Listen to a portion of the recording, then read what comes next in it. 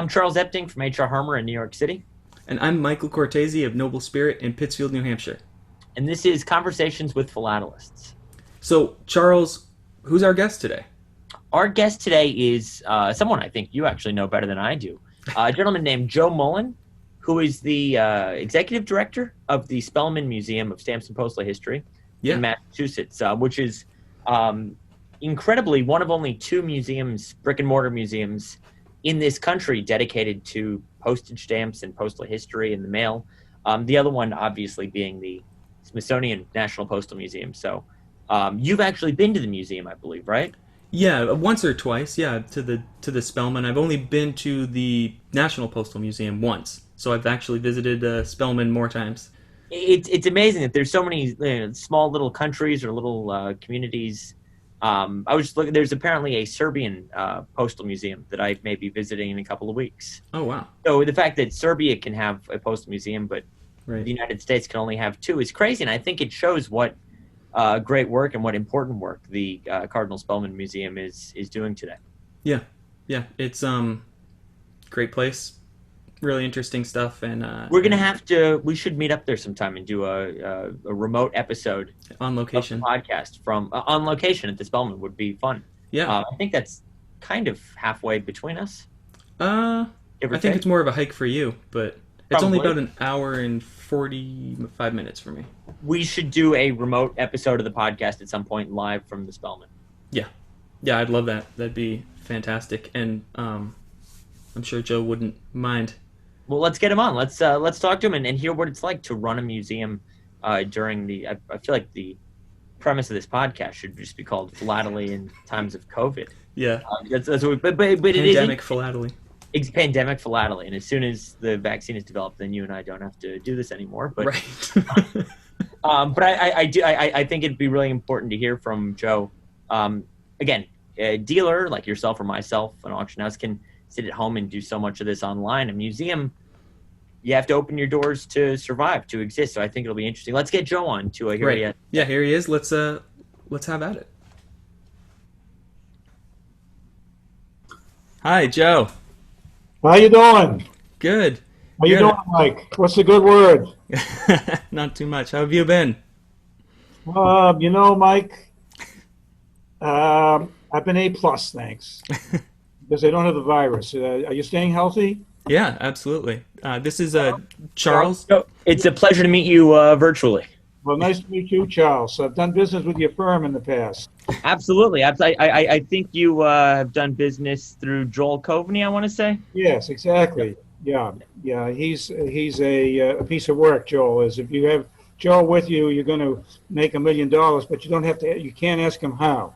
No. Joel sometimes comes down to the office for a week or two at a time to describe, and it's always a. There's few people nicer than Joel, but he is a character. Joel is a good guy. So yeah. Absolutely. Well, and Mike, I know you, and so I appreciate your picking me out as one of the top 3 philatelists of the country. I think top 2, honestly. Yeah. Top 2. Yeah. So we're honored to be with you in these perilous times, these challenging times, and be happy to converse with you about really stamps in general, the status of the hobby. I'm a lifelong collector. I've been with this museum as executive director here. Really, I'm going into my 6th year Oh wow. on the board of trustees for another 5 to 10 years. And so I am, as I say, active as a stamp collector and in support of the museum. I'm also somebody who is a collector, a stamp collector who both buys and sells. Most stamp, what I'm going to be talking about a little bit today, I trust, is that stamp collectors should be aware of the dual challenge they have and mission, and that is first to acquire, figure out what the collection is and how to define it, and second, how to really provide for its deaccessioning or contracting once they pass on, whether they get elderly or they want to provide for their survivors. And that's the lesson that I've learned at this museum. So go ahead and I'll be happy to respond. Yeah, absolutely. So you were on the board of directors for 5 to 10 years, and then you took on the position? Correct. What we okay. had in December of 2017 was a an unexpected departure by the executive director. And I was on the board of trustees and had been for the previous 10 years.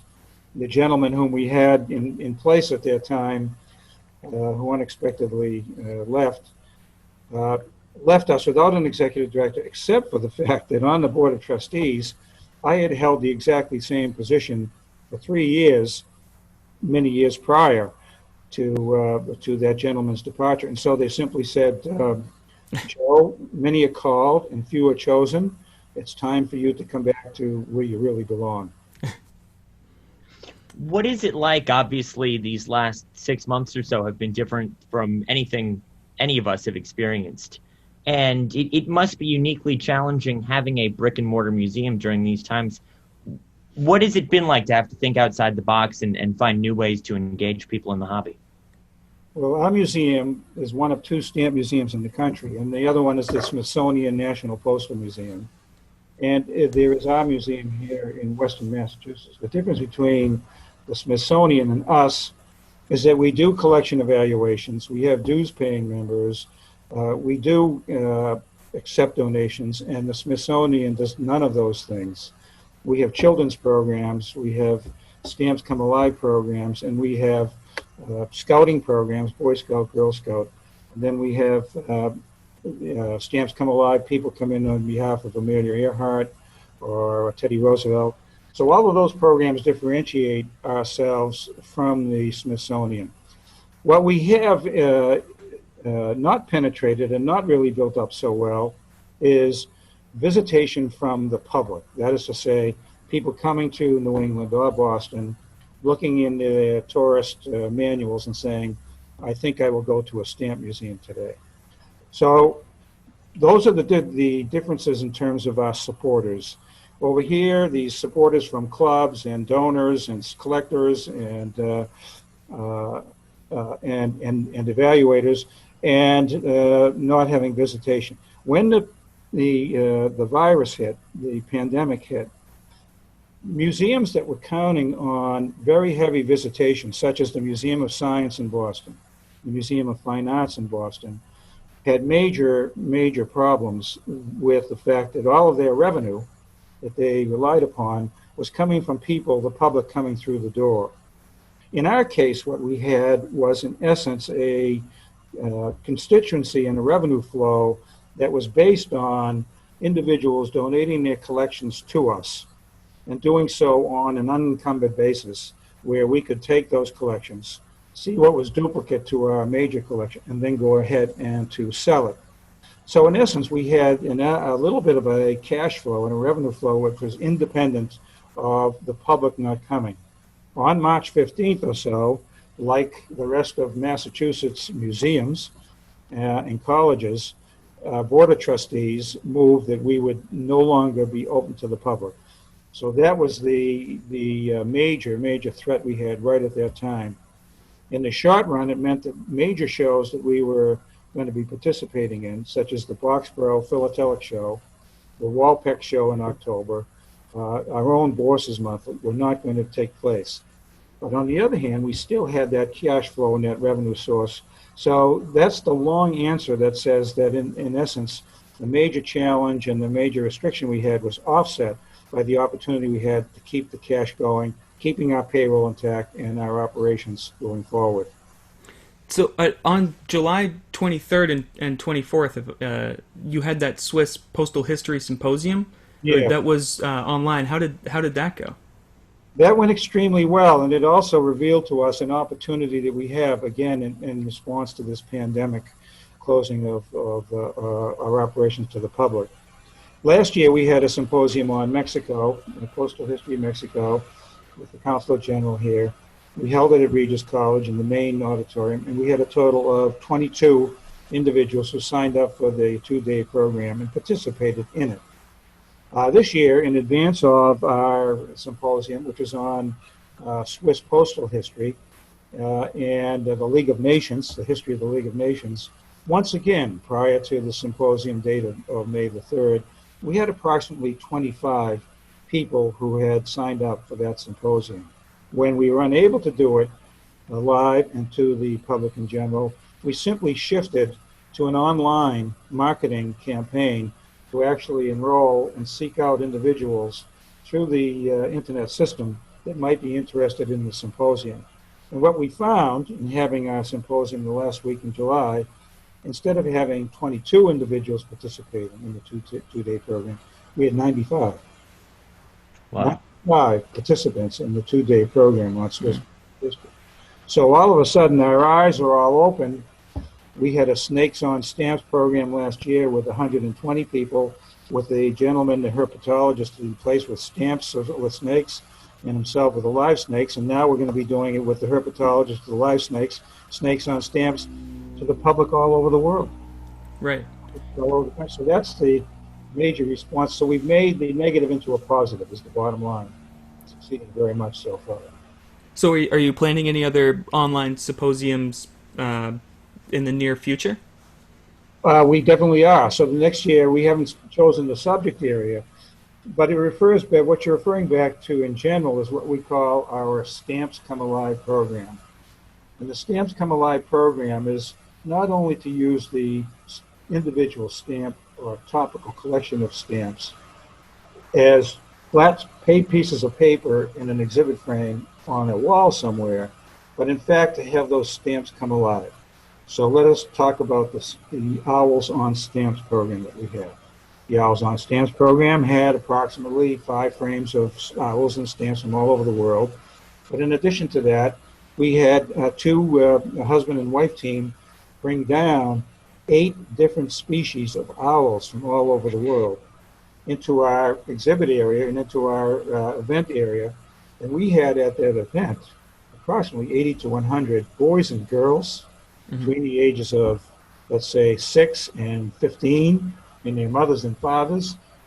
So the individuals who had the owls with the wings flapping were going up and down the aisles while the boys and girls looked at them, and next to them were the Stamps Come Alive. And so that is really what we're talking about now. We cannot have that husband and wife coming back with their owls on stamps this August. But we can have them come back by themselves, do the same program, except that now that it's online, now that it's going to be through the internet, in which boys and girls from clubs all over the world can see what owls really look like. And so that's the opportunity we see in virtually every program that we operate. Can you talk a little bit about your own collecting interests outside of the museum? How did you get involved in stamps? What is it that you're still looking for these days? Well, it's a group of little boys and girls. And what happens, what we've discovered here, Charles, is that between the ages of around 5 and around 5th grade, which would be around 10 or 11, a boy and a girl has quite a bit of curiosity about the world, and among the curious things that they're interested in are postage stamps. And so we've seen this through our Scouts program, where you have 100 Boys and Girls Club come in. They're interested in that phase, and then out of the 100 of them, maybe 20 of them continue the hobby beyond that initial exposure period. I was one of those boys. I was in the 2nd or 3rd grade, and I became a Cub Scout. And I don't know, you gentlemen may be too young to remember, but there was a publication for boys called Boys Life. And in Boys Life, and for Scouts, at the back, they had all of these retail stamp dealers offering really what would be called mailings to you that you could choose from in terms of $1 to $5 worth of stamps. And I got a little bit hooked on that. And then in the 5th grade, I had an aunt, and she was married to a mailman, and the mailman was collecting United Nations stamps, and they had no children, and they decided to donate really a phenomenal collection of what we would call addressed, uncached United Nations first day covers to me. Not going to really make me a lot of money, and I thought I had the gold from Fort Knox. And that got me hooked, and I've continued on since then. Now, in terms of the adulthood, as I continued through college, I went to Harvard College, George Washington University, doing nothing with my stamps, had a family, got married, had 2 children, and all of a sudden my children left the home, and I said, oh, there are these stamps. And then I discovered a museum in my hometown of Weston. So I joined the museum, started collecting again. And then I began really buying stamps aggressively. And what the museum taught me in the first 3 years that I was executive director here is that I was being visited by widows and widowers who were saying they didn't know what to do with their spouses' collections. From that, I became an advanced collector in really specializing in worldwide stamps from 1840 to 1940, what's called the classical period, doing it for several years, and then selling the entire collection, and then starting over with the same specialty, buying worldwide stamps 1840 to 1940 and beginning again, and then selling it again. So that's what I do is I buy aggressively worldwide stamps between that period, and then after 2 or 3 years I sell them and start over. So really, the museum has kind of brought you full circle. It's what brought you back to collecting, and now you're directing it, bringing more youth in. I was looking at the website you've got earlier today, the museum website, and it's really focused around bringing in youth. I mean, the majority of the photos on there are of kids playing through stamps, collecting stamps. I mean, it's just it's a really heavy focus on bringing in youth. It can't be overemphasized the fact that in our redone mission statement, we are no longer a research-driven stamp museum. We are an education-driven stamp museum. And again, you're hitting on the key point. We have the same age group of extremely strong constituency from those children. We have Boy Scout, Girl Scout merit badge programs.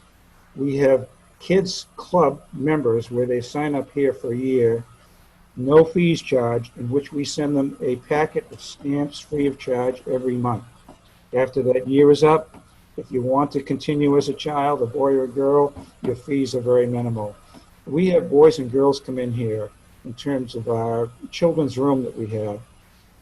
The stamps that we have in there and the puzzles that we have for these boys and girls, our stamps are for sale to these children at 2 cents each. The boys and the girls come in here and they'll spend 5 hours, 4 hours each time coming through. And you're correct. So that's our orientation. But we're also interested in education for the adult collector as well. There we find them appealing when we do Snakes on Stamps, Amelia Earhart, Teddy Roosevelt on stamps. They come in.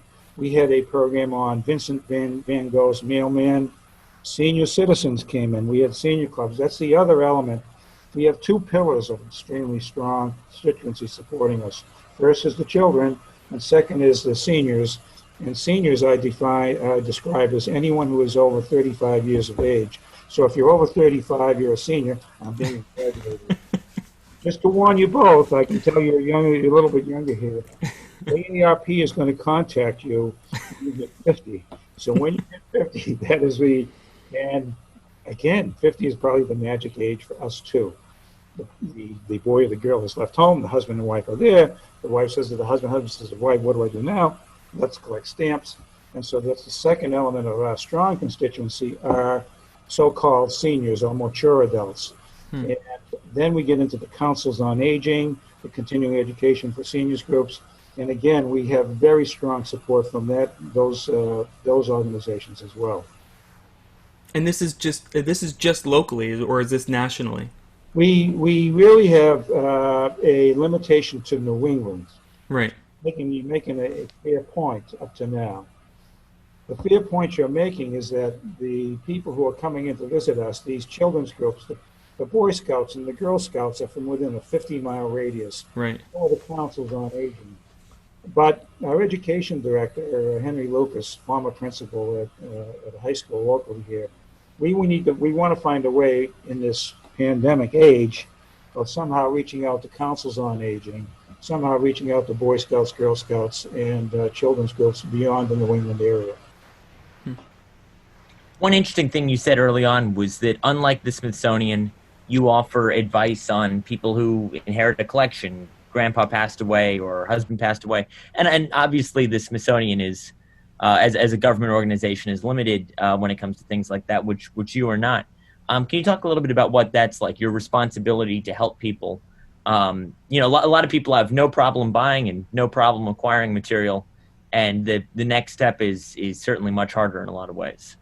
Well, you're right. I think that when the individuals are coming in for their consultation with us, I think the key point that we convey to them, the widow or the widower, or even the husband and wife who are downsizing, is that the key point is whether you want to create a legacy for whoever has formed the collection, whether it's the husband or the wife.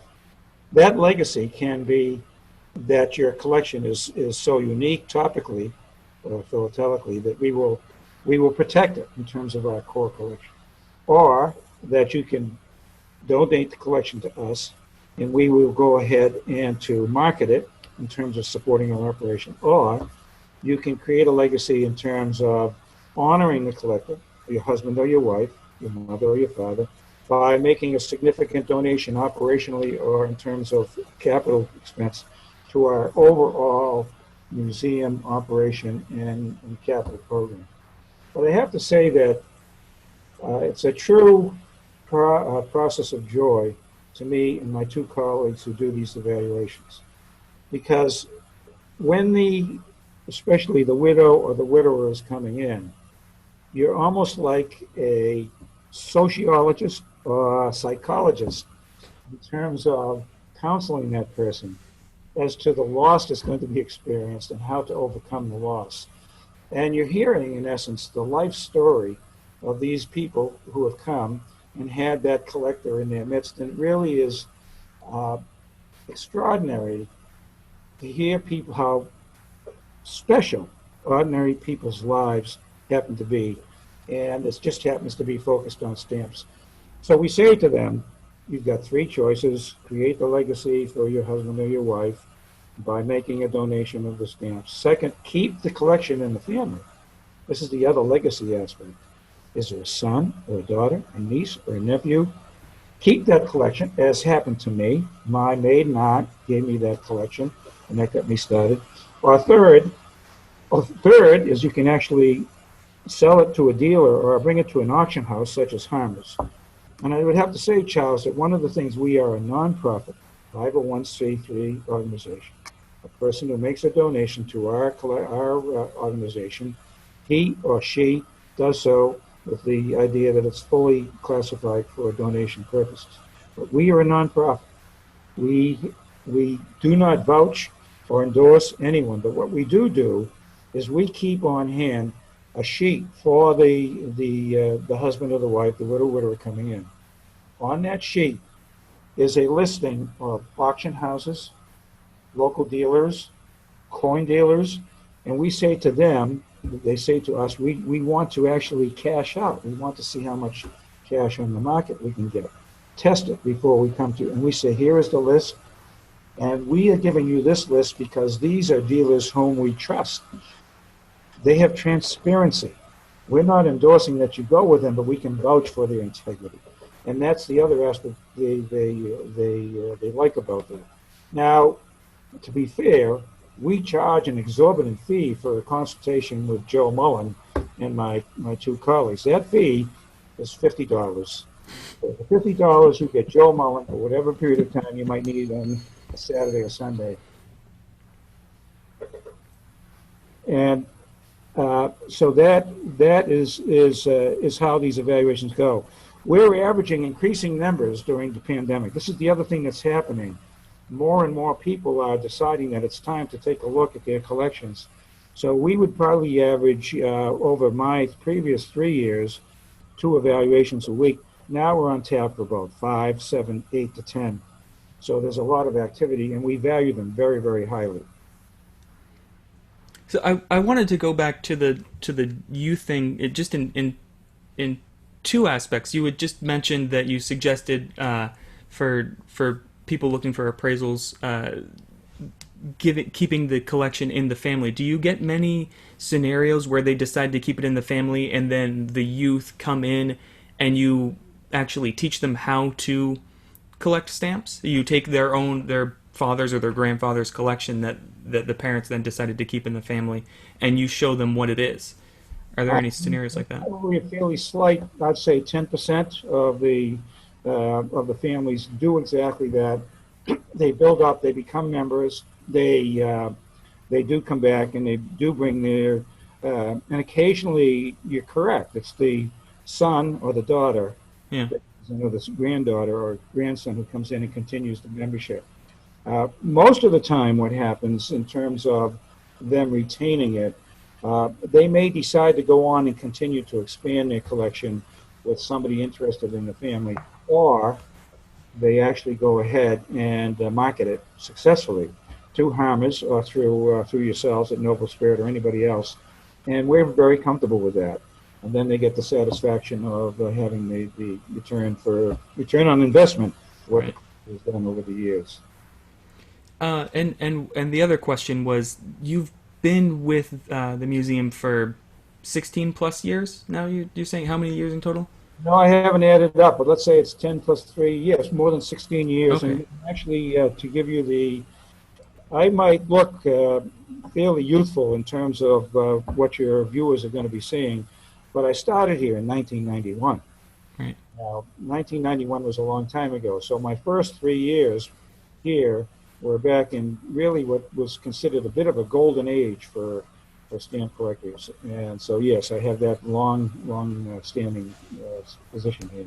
So, are there any kids in '91 or those recent years that you've kind of been following that have come as really young youth and stayed with the museum until they're almost young adult or adult collecting?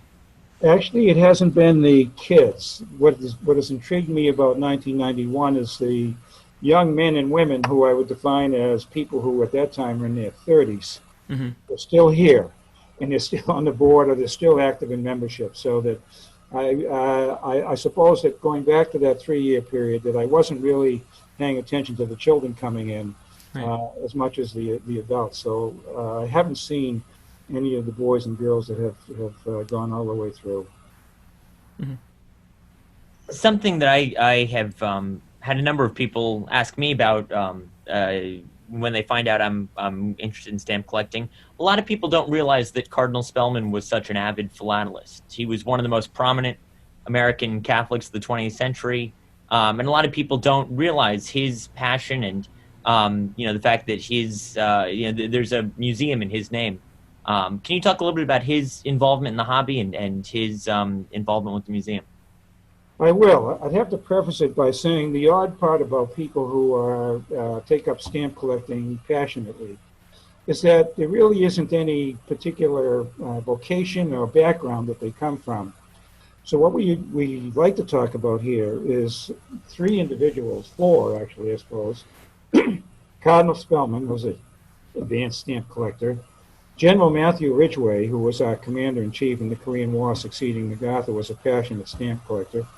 Yasha Heifetz, who was the foremost impresario violinist over a 30 years period worldwide, he was a passionate stamp collector. And a man by the name of Franklin Delano Roosevelt, President of the United States, he was a passionate stamp collector. Before I get to Spellman, I have to relate an anecdote about President Franklin Delano Roosevelt. He was our wartime president in World War II.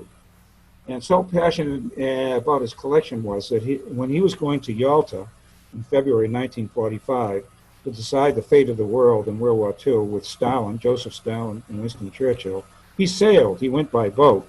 And on that boat, going to see Stalin and Churchill, he brought his stamp collection with him.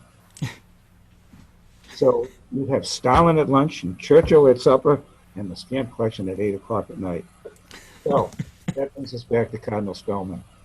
He was he grew up in Whitman, Massachusetts, near the Boston area, went to the seminary, became a priest, and he went to the Gregorian College over in Rome, which is where prestigious or advanced seminarians go in terms of theology and Catholic teaching and additional education. The foremost seminarians from the United States, they go to the Gregorian College in Rome. There was Father Spellman over in Rome, and he didn't really have anything else to do, and he began visiting countries around Rome and Italy and buying stamps. As a young pastor in Newton, he had befriended a young nun, and the young nun's name was Sister Fidelma. She was a member of the Sisters of St. Joseph, and the Sisters of St. Joseph were the ones running Regis College, where I'm speaking to you from today. So he began collecting these stamps from Luxembourg and from France and from Germany and from Yugoslavia and sending them back to poor Sister Fidelma in her library at Regis College. She began putting them in the library and putting them in closets, and she finally, after a couple of years, said to him, in 1959, you have to do something about the stamps. They're half a building here. You're either going to have to sell them or you're going to have to take them out of our hands.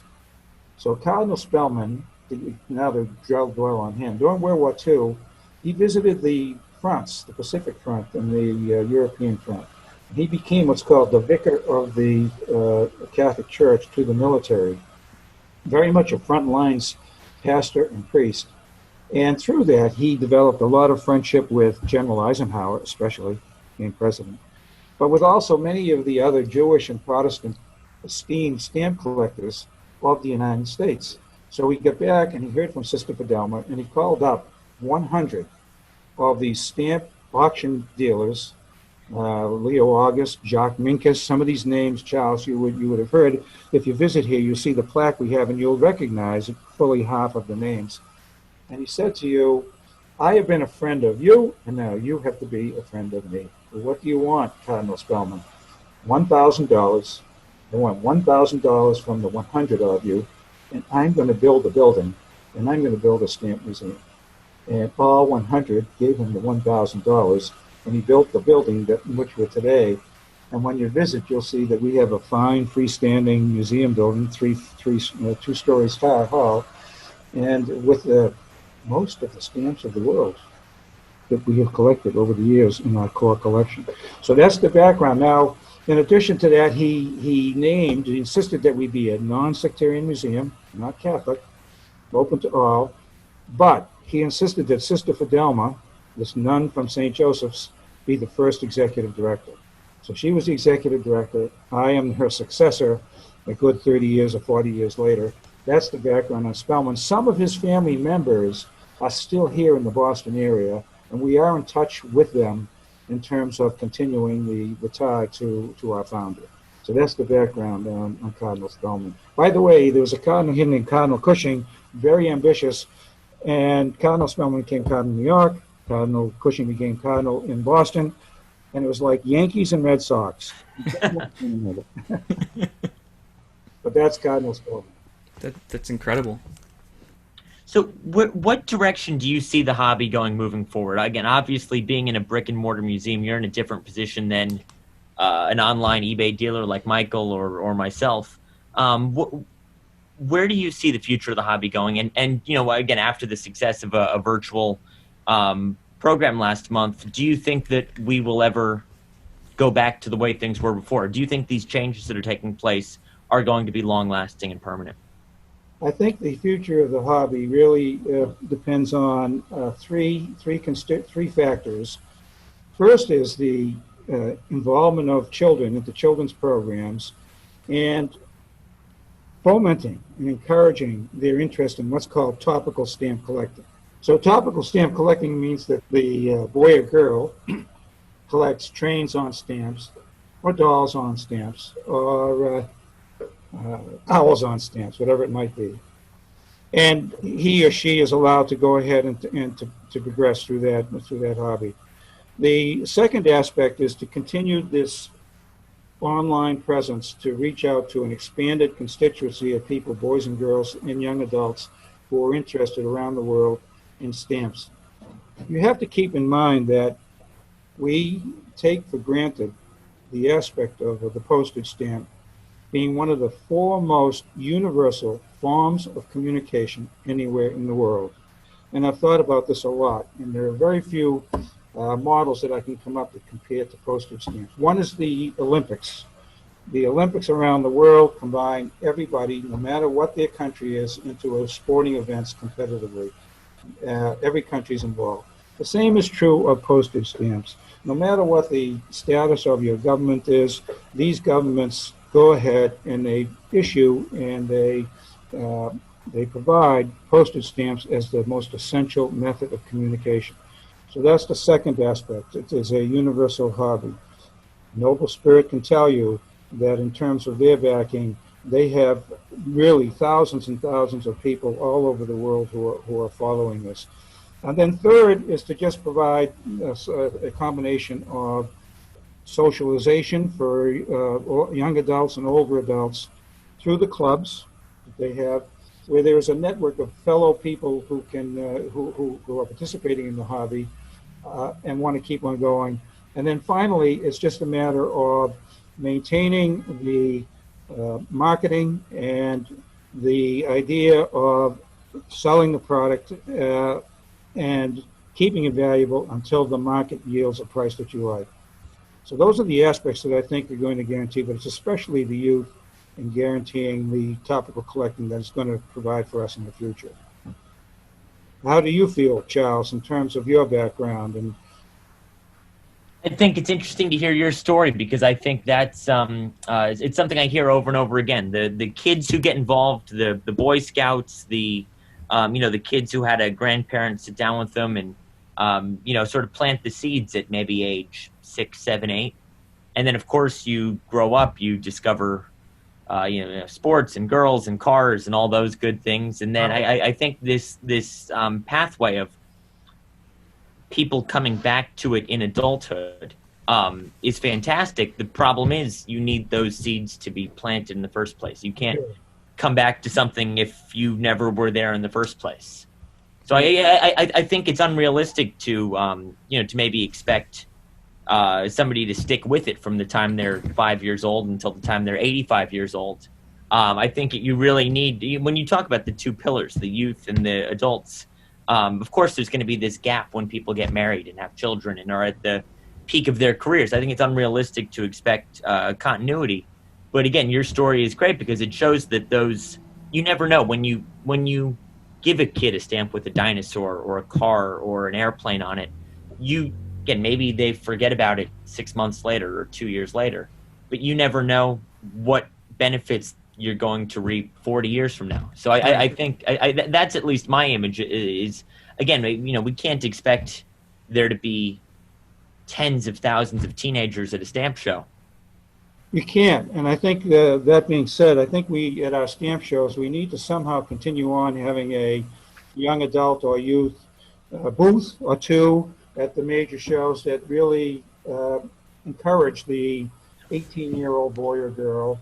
Absolutely, and the APS Young Philatelic Leaders Fellowship that Michael and I took part in. When I went to my first major stamp show, which was Hartford 2014, it was great seeing a dozen other young people. Made me feel like I was a lot less weird than I may have otherwise. Yeah, I think there's a creative way of also approaching this rather than giving up on the young boy or girl who's in high school or college.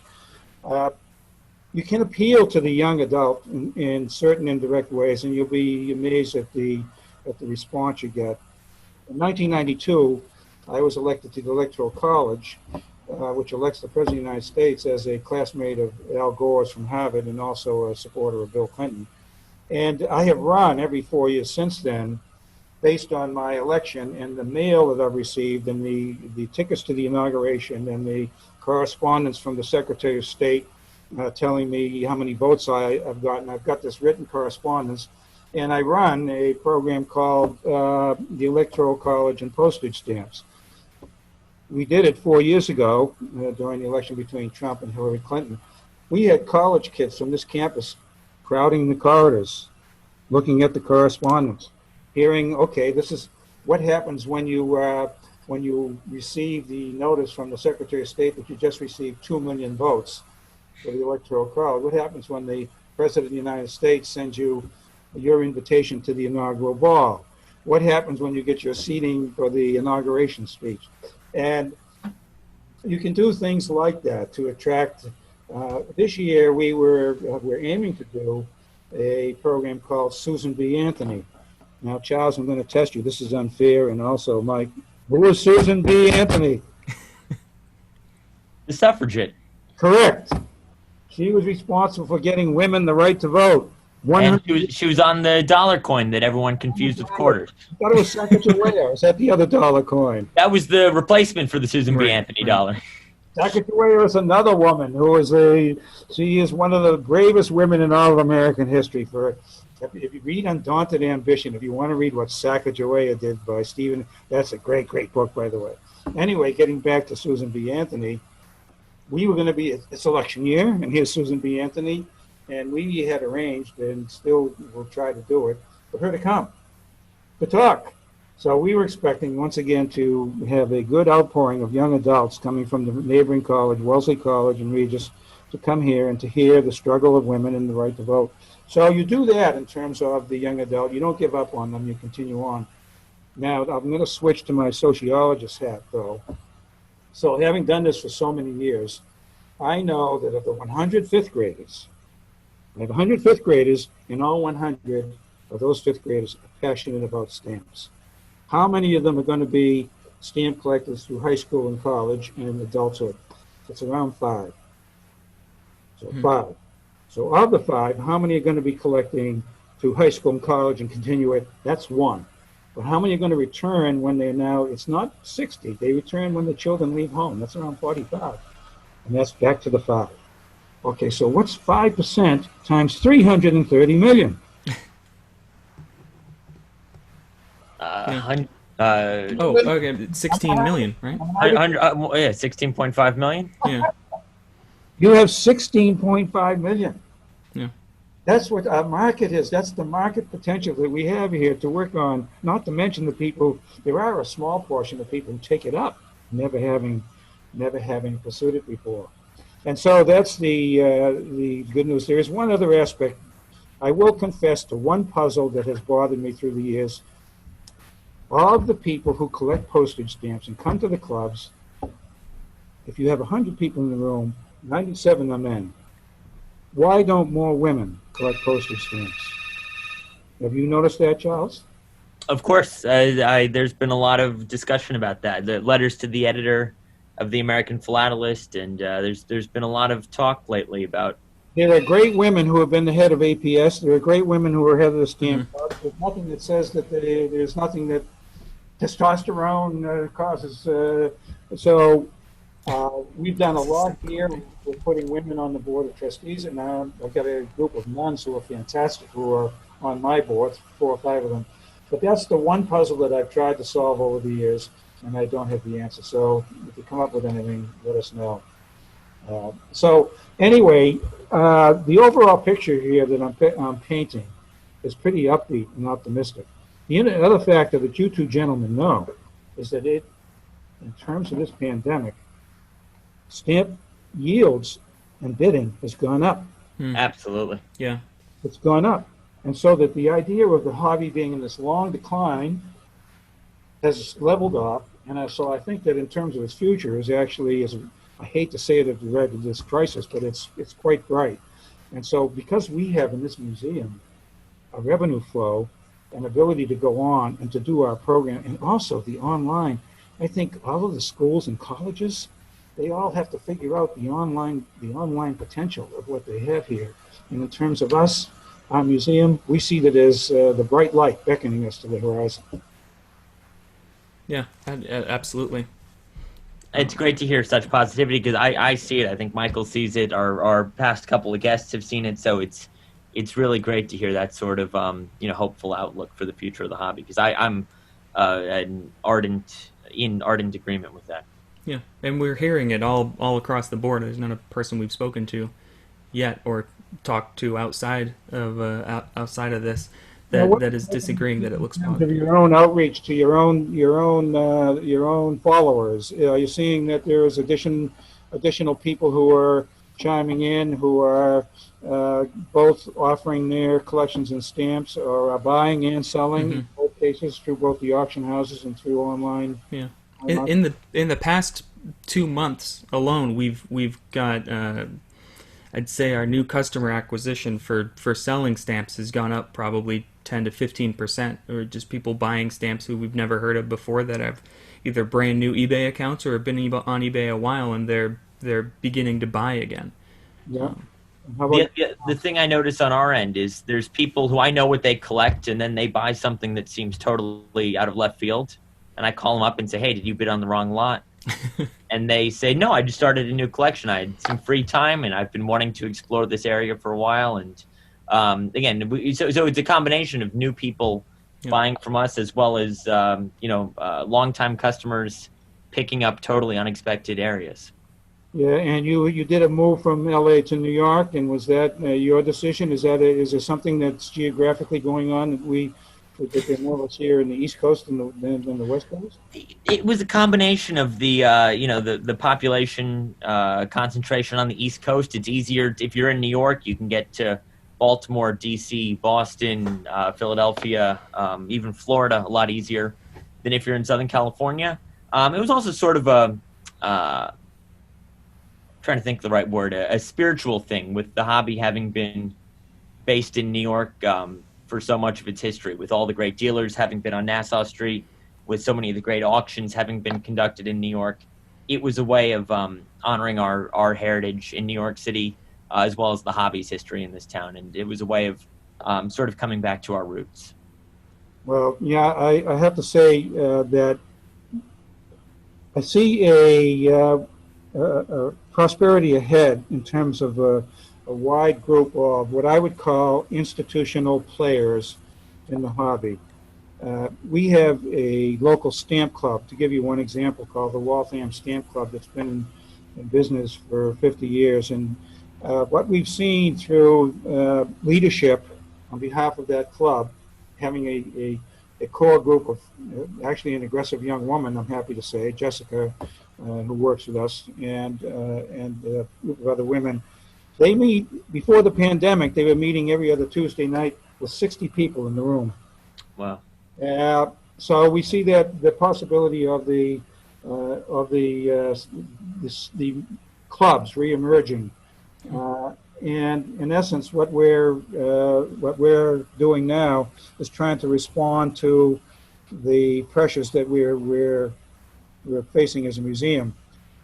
As a stamp museum, there is a constituency of people, by the way. I spoke to the Collectors Club of New York not too long ago, in which they said, well, we're in favor of the marketplace, not having stamps be kept on display.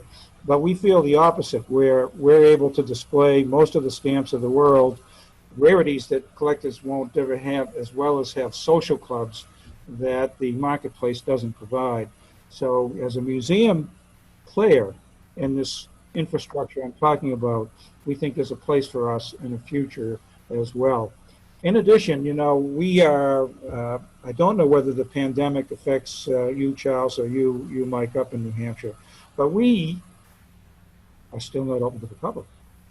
So the governor of the Commonwealth, under the policies of the Commonwealth, are not allowing us to open until we subscribe to 26 different changes in our operations. Foremost of this is, how do you test visitors coming in? That's the problem with the Museum of Fine Arts. How you keep 6 feet apart of everyone coming in. When you have owls on stamps and you've got 60 people in the room, you have to have 6 feet apart. So those are the challenges that we are facing. But we're benefiting. We're doing the online programming. We're going to try to do, when we reopen, instead of having 60 people in our auditorium, we're going to have 10, because that's all you can fit. In terms of Susan B. Anthony, and in terms of the Owls person, but we will have the online presence. So we are waiting for that time when we can reopen and get back into the marketplace. And in the meantime, we'll go online as much as we can to have stamps come alive. I certainly hope that day comes soon. It's again, as great as it is to do things online, I certainly hope that you can welcome guests back much sooner rather than later. Yeah, it's fantastic stuff, and I'm glad to hear that you guys are doing so well as a museum, regardless of all the awful things that are going on. It's been really great talking to you, Joe. I've enjoyed this thoroughly, and again, as soon as our respective states will allow, I'll be up to visit you in person. Love to have you. We'll host you around. Nice to meet you both. God, all the best to Harmers, all the best to NobleSpirit, all the best to the Spellman Museum. Absolutely, Joe. Thank you so much. Thank you so much.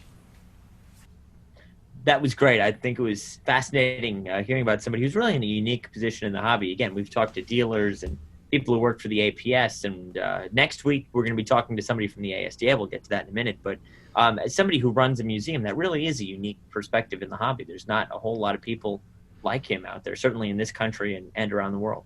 Yeah, definitely a first for us, and it was relieving to hear that he's been doing, or the museum has been doing so well, because he said they don't rely on too much walk-in traffic. Was No, that consultation business sounds like it's booming these days. So, Yeah. maybe as counterintuitive as it seems, the museum closing is doing better business for the museum. It seems that's Yeah. it may be a small silver lining to this whole thing. And I feel like we're touching on that with every single person that we talk to, is the silver linings that we're pulling out of such a dark time. I mean, obviously, everyone's struggling. It's not easy for anyone. We're social distancing in the office here. People have to wear masks walking around, and we've got some people working from home now. But there are these silver linings that we're finding with increased sale prices, new customers, bringing. It's not all bad news. Again, for Right. the Spellman to be doing these consultations and receiving donations, even at the worst of times, I think shows there's a lot of concern, even without a pandemic, about the future of the hobby. Mm-hmm. But then you look at the fact that the hobby is seeming to thrive, or at the very least survive, even through COVID. I think it just shows that philately cannot be stamped out. I like that. I didn't even think that as I said it, but philately, it's not going anywhere. Right. If coronavirus can't get rid of philately, when people can't go to shows, can't attend auctions, then nothing's ever going to get rid of this hobby, I think. Right. People were so concerned with the decreasing number of people in shows in the first place, and people thought that it was a declining hobby. But I think this, speaking with Joe, speaking with Wade, it shows that it's really not, that people are out there and they still want to collect, and as long as you give them an opportunity to, and an opportunity to access what they need to, they'll be there with bells on. How's this for a segue? You talk about the future of shows and the decreasing number of people attending shows. Who's our next guest going to be? Our next guest is Dana Geyer of the ASDA, the American Stamp Dealers Association. Great point. And Dana is fantastic. She oversees these shows. She helps a lot of dealers. I spoke to her a couple of weeks ago just to catch up, because Dana's a friend in addition to a colleague, and I think she'll be a lot of fun to chat with. I think she's going to be a good conversation. Yeah, I'm looking forward to it. Hear what she has to say about the future of shows. And I know there's a couple virtual shows coming up, which I'm looking forward. I hope you're going to be tuning into some of that stuff as well. I know we both at work, but it'll be fun to have it running in the background at least. Yeah, absolutely. All the fun of an APS show without ever leaving comfort of your. Yeah, I can stay in slippers or something. Well, I don't you normally do that at in-person APS shows too? No, I actually wear shoes.